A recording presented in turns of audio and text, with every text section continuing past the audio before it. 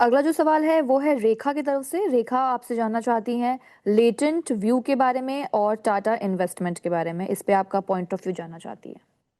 देखिए, ये पहले डिस्क्लेमर देंगे, दोनों ही स्टॉक हमने अपने प्रीमियम क्लाइंट्स को रिकमेंड किए हुए हैं, तो मान के चलिए वहां पर पोजीशन है। पहले मैं टाटा इन्वेस्टमेंट की बात करता हूँ। बहुत क्वालिटी स्टॉक है। इन्वेस्टमेंट के नज़रिए से टाटा इन्वेस्टमेंट बहुत अच्छा नज़र आता है। और मैं बोलूँगा हमें 820 रुपये तक के अपसाइड मूव टाटा इन्वेस्टमेंट में नज़र आते हैं। और कहीं कोई देखिए, टाटा ग्रुप की बैकिंग है, जहां पर टाटा ग्रुप आ जाता है तो कोई क्वेश्चन ही नहीं आता। तो आप ये देखिए कि जिस स्टॉक ने बॉटम बनाया 620 के आसपास, 630 के आसपास, वहां से स्टॉक कंटिन्यूअस रैली कर रहा है। जो कंसोलिडेशन था उसी के अंदर ये कंपनी अभी ट्रेड होती हुई नजर आ रही है। आने वाले दिनों में 820 तक के अपसाइड मूव बनते हैं, बाय एंड होल्ड करने की सलाह है। स्टॉप लॉस रहेगा 610 का। इसके बाद लेटेंट व्यू, जी। बहुत अच्छे चार्ट्स हैं लेटेंट व्यू के। बॉटम से आप जो रिवर्सल हुए हैं उसमें inverse head and shoulder pattern बना के ब्रेकआउट है और कंटिन्यूअस तेजी दिखा रहा है। जो अभी चार्ट्स दिखा रहे हैं, कम से कम बेयर मिनिमम 360 रुपए तक के अपसाइड मूव बनने चाहिए लेटेंट व्यू में। तो यहाँ पर भी बाय एंड होल्ड करने की सलाह है। स्टॉप लॉस रहेगा 295 का। रैली में 360 तक के अपसाइड मूव लेटेंट व्यू में नजर आते हैं। ओके। अगला जो सवाल है वो है प्रदीप यादव का। वो आपसे पूछना चाहते हैं कि I am holding 300 stocks of G at 100 per share since 2.5 years.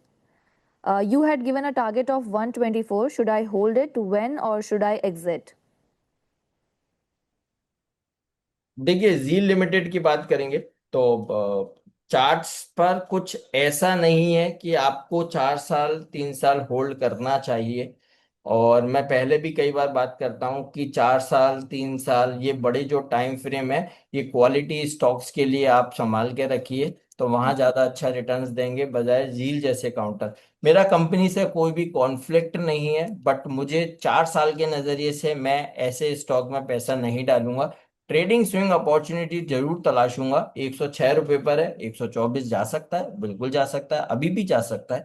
यहाँ पर भी जो पोजीशन है होल्ड और बाय करने की सलाह है। 124 के जो टारगेट्स अगर हमने दिए हैं तो बिल्कुल इंटैक्ट है। देखिए क्या होता है, कई बार हम भूल जाते हैं, क्योंकि बहुत सारे शोज बहुत सारे चैनल्स के साथ हम काम करते हैं।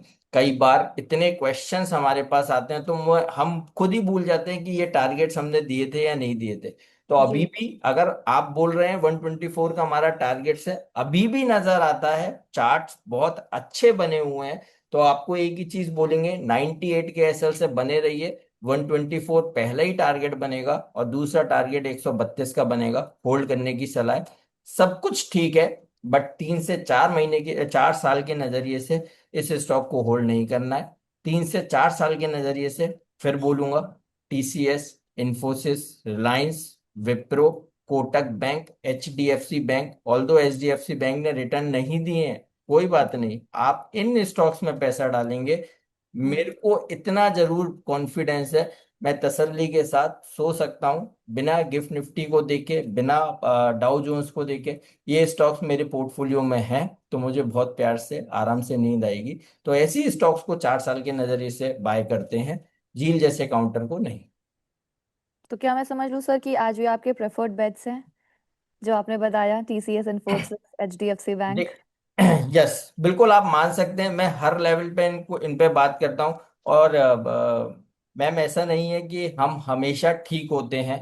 बिल्कुल बहुत बिल्कुल। बार इन्फोसिस और टीसीएस ने बहुत चपत लगाई है। जिस कॉन्फिडेंस से आज हम बात कर रहे हैं, पहले इसी कॉन्फिडेंस पे जब हम 2400 पर टीसीएस को खरीदने की सलाह देते थे, 2000 आया था, तो बहुत ऐसे व्यूअर्स हैं जहां पर क्रिटिसाइज भी किया था। तो हम्म। हम ये नहीं बोलते कि हमेशा ठीक होंगे, लेकिन देखिए, जो हमारा काम है अच्छे स्टॉक्स व्यूअर्स के साथ शेयर करना, अच्छे व्यूज आप लोगों के साथ और व्यूअर्स तक पहुंचाना, बस वो करने की कोशिश करते हैं कि उस टाइम पे जो चीज हम बोल रहे थे शायद आज व्यूअर्स को समझ में आएगा। और मैं फिर बोलता हूं, अभी भी अगर किसी ने नहीं खरीदा, 10 दिन बाद सोचेंगे जब वो 2600 हो जाएगा कि शायद मोदी सर सही बोल रहे थे, हमें 2100 पर टीसीएस खरीदना चाहिए था। तो चॉइस आपका है। ये कंपनीज अच्छा परफॉर्म कर रही हैं और आगे भी करेंगी। क्या होता है, कई बार चेंजेस आते हैं, स्ट्रक्चरल चेंजेस आते हैं, ये टाइम टू टाइम हमें एक्सेप्ट करना है। लेकिन कई बार कुछ कंपनीज करती हैं, कुछ नहीं करती हैं, और जो नहीं करती हैं उनको बाद में रियलाइज होता है कि हाँ, हमें इसका अप्लाई करना चाहिए। तो वही चीज है, एआई आया है, ऐसा तो है नहीं कि अब ये कंपनीज बंद हो जाएंगी। क्या ये बेस्ट कर सकते हैं, उसको ये एक्सेप्ट करने की कोशिश कर रहे हैं, तो उसमें टाइम लगता है। तो वही चीज है, एआई ये भी लेकर आएंगे, एआई के साथ ये भी मिलकर काम करेंगे, लेकिन कब कर सकते हैं, कैसा कर सकते हैं, इन चीजों में टाइम लगता है। मैं एक इंडिविजुअल के हिसाब से सोच सकता हूँ, बट ये हम्म। कंपनीज हैं, यहाँ पर इनको अर्निंग भी दिखानी है, इतने सारे एम्प्लॉयज हैं, उनको भी आपको वो खर्चा मेंटेन करना है। तो सारी चीजों में टाइम लगता है। तो वो धीरे धीरे अब वो प्राइस एक्शन में नजर आएगा। बट व्यू पॉजिटिव है, Infosys, TCS, Reliance, HDFC bank, Kotak bank, इनको खरीदिए, पोर्टफोलियो में जगह दीजिए। 3 साल, 2 साल, 2 महीने, 5 महीने में ये अच्छा रिटर्न बनाएंगे, बजाय कोई बी कैटेगरी का स्टॉक। चलिए, मोदी सर ने बहुत सारे स्टॉक्स आपके लिए बता दिए हैं कि आप किन स्टॉक्स पर दाव लगा सकते हैं। अगला जो सवाल लेंगे वो लेंगे दीपक का। दीपक जुगत लिखते हैं, भारत गियर्स बाय प्राइस है 130, क्वांटिटी कुछ अटपटा सा लिखा है इन्होंने, 180 लॉन्ग टर्म व्यू। चलिए, भारत गियर्स पर बेसिकली वो आपका लॉन्ग टर्म एडवाइस चाहते हैं कि भारत गियर्स पर आपका क्या पॉइंट ऑफ व्यू है फॉर लॉन्ग टर्म। देखिए, लॉन्ग टर्म, मैं फिर वही बोलूंगा, लॉन्ग टर्म में ऐसा इस स्टॉक पे कोई भी व्यू नहीं है।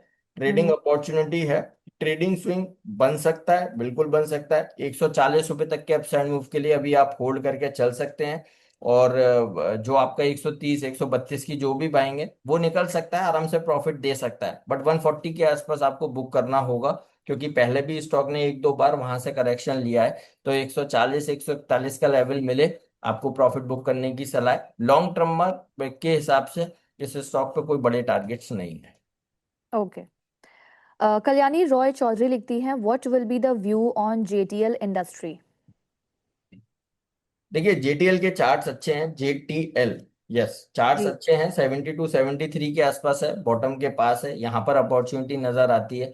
और एक अच्छा बाउंस बैक ये काउंटर दिखा सकता है, 82, 83 रुपए तक की रैली बन सकती है। अभी तक जो लोग होल्ड कर रहे हैं, 69 के एसएल से बने रहने की सलाह है, 82 तक के अपसाइड में बन सकते हैं। ओके। अगला जो सवाल है वो है इन्फोमैन का, गांधार ऑयल में एंट्री ले सकता हूँ क्या सर। देखिए, गांधार ऑयल में अभी एंट्री नहीं लेनी, काफी तेजी स्टॉक ने दिखा दी। और शायद रिजल्ट था, रिजल्ट के बाद ये स्टॉक कंटिन्यूस तेजी दिखाया, ₹300 तक के अपसाइड मूव बने, और वहां से कंटिन्यूस करेक्शन बन रही है। व्यू अभी नेगेटिव है, क्योंकि सारे इंपॉर्टेंट मूविंग एवरेजेस निकाल दिए स्टॉक ने। करेक्शन के नीचे ही अभी ये काउंटर ट्रेड हो रहा है, तो अभी 200, ₹190 तक की डाउनसाइड दिखा सकता है, पोजीशन भी है, तो एग्जिट करने की सलाह है। ओके। अगला जो स्टॉक है वो है दीपांकर का। दीपांकर आपका पॉइंट ऑफ व्यू जानना चाहते हैं रिको ऑटो पर। यस, देखिए, रिको ऑटो अच्छा नजर आ रहा है, चार्ट्स अच्छे हैं। और क्योंकि ऑटो में जैसे हमने मारुति पर बात करी, आयशर मोटर, बजाज ऑटो, देखिए ये स्टॉक्स केवल अकेले नहीं चलते, इनके साथ इनकी बिरादरी भी चलती है, यानी एंसिलरीज स्टॉक्स। तो ऑटो में रैली तभी बनती है जब ऑटो एंसिलरीज में भी साथ देखने को मिलता है। तो बिल्कुल रिको ऑटो भी यहाँ से और अपसाइड मूव दिखा सकता है, और ₹155 तक की रैली बन सकती है, बाय एंड होल्ड करने की सलाह है। स्टॉप लॉस रहेगा 134 का। ओके। सर अगला जो सवाल है, दीपक जुगत हमें फिर से लिख रहे हैं, वो पूछना चाहते हैं आपसे, एलन बेरी के बारे में आपका पॉइंट ऑफ व्यू जानना चाहते हैं। बाय प्राइस जो है वो 290 का है, आगे और होल्ड करना है या फिर एग्जिट करना है। इसी के साथ ही एक और सवाल ले लेती हूँ मैं, शुभांकर का। शुभांकर ने लिखा है, पीसी ज्वेलरी बाय कर सकता हूँ क्या सर, कितने मंथ्स तक के लिए मैं बाय कर सकता हूँ वो बता दीजिए। सो दो स्टॉक है, एक एलन बेरी इंडस्ट्रियल गैसेस और दूसरा है पीसी ज्वेलर। देखिए, पीसी ज्वेलर्स से टोटली अवॉइड करने की सलाह है। पेनी स्टॉक्स है, पेनी स्टॉक्स पर हम बात नहीं करते हैं, हमेशा परहेज जताते हैं। और जो व्यूअर्स हमें सुन रहे हैं, मैं फिर आपको बोलता हूँ, चाहे 10,000 लगाइए स्टॉक मार्केट में, चाहे 5,000 लगाइए, और ₹1,000 भी लगाएंगे, तो अभी वो आप ही का पैसा है, कोई नहीं देख रहा आपको। तो पेनी जी। स्टॉक्स में जो आप खतरों के खिलाड़ी बन रहे हैं, पीसी ज्वेलर्स ले लूं, हो सकता है 20 हो जाए, 22 हो जाए, 25 हो जाए, 40 हो जाए, ये केवल और केवल ख्वाबों में होते हैं, एक्चुअल में नहीं होते। और मैं बोलूंगा लाखों ऐसे लोग हैं, लाखों ऐसे इन्वेस्टर हैं जिन्होंने इस तरह का खतरों का खेल किया है, केवल एक या दो सक्सेसफुल हुए हैं। तो आप उन लाखों में नहीं हैं, अगर होते तो अब तक रिटर्न बन जाता। ये रियलिटी है और मैं समझाने की इसलिए कोशिश कर रहा हूँ। थोड़े हो सकता है मेरे वर्ड्स कड़वे लगें, तो आपको हिट हो, तो आप इस तरह की गलती ना करें।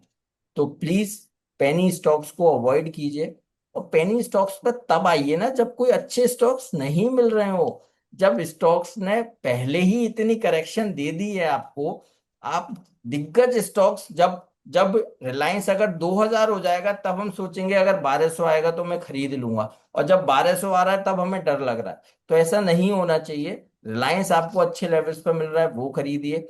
अगर रिलायंस का भी लेवल आपको बड़ा दिखता है तो मैं आपको छोटे स्टॉक्स में, अभी हमने जियो फाइनेंशियल्स पे बात करी, आप जियो जी। फाइनेंशियल्स खरीद लीजिए, 250 रुपए पर ट्रेड हो रहा है। वाई पीसी ज्वेलर्स जो 10 रुपए का आपको दिख रहा है, आप अगर 5000 लेके आएंगे तो 500 शेयर खरीद लेंगे, आपको लगेगा कि वाह मैंने पीसी ज्वेलर्स के 500 शेयर खरीदे हैं।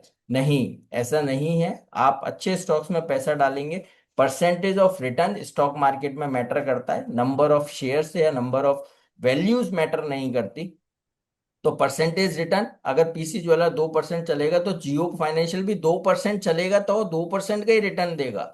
तो इसीलिए आप जियो फाइनेंशियल में पैसा डालिए, पीसी ज्वेलर्स में नहीं। टोटली अवॉइड करने की सलाह है पेनी स्टॉक्स। और दूसरा स्टॉक मैम जो आपने बोला, वो शायद या तो आप मुझे स्पेल कीजिए क्योंकि मैं ढूंढ नहीं पा रहा हूँ। ओके, एक सेकेंड सर।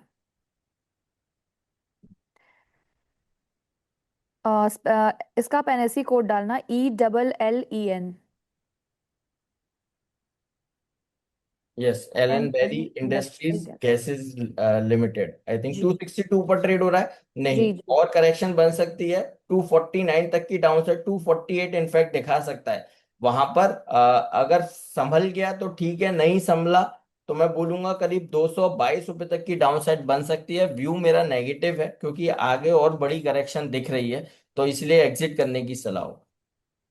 चलिए, 1 मिनट का वक्त बाकी है सर हमारे पास, तो आप प्लीज डिस्क्लोजर दे दीजिए अपना। देखिए, जितने भी स्टॉक्स ड्यूरिंग द शो हमने बात की है, किसी भी स्टॉक में कोई पर्सनल होल्डिंग नहीं है। मान के चलिए सिमिलर लाइंस पर क्लाइंट्स के साथ व्यूज और रिकमेंडेशंस शेयर करते हैं, जहां भी बाय होल्ड और एग्जिट वर्ड का यूज किया है। रिक्वेस्ट है, कोई भी एक्शन, कोई भी पोजीशन लेने से पहले आप एक बार अपने फाइनेंशियल एडवाइजर से जरूर सलाह लें। Thank you so much sir for today. Thank you ma'am. आपने अपना कीमती वक्त निकाला, हमारे साथ इतने लंबे समय तक जुड़े रहे, उसके लिए बहुत बहुत शुक्रिया सर आपका। Thank you ma'am, thank you so much. Thank you so much sir, have a good day. Thank you.